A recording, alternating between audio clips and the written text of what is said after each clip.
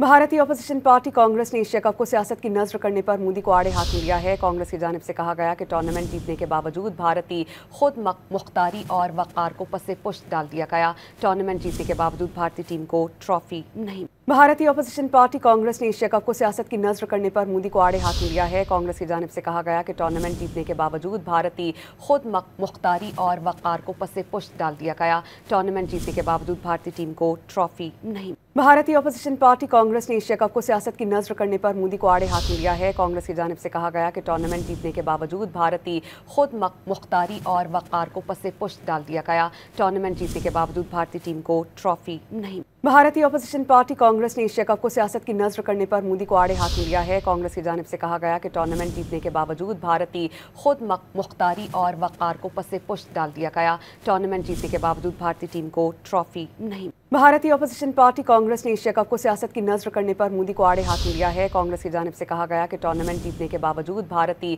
खुद मुख्तारी और वक़ार को पसे पुश्त डाल दिया गया। टूर्नामेंट जीतने के बावजूद भारतीय टीम को ट्रॉफी नहीं।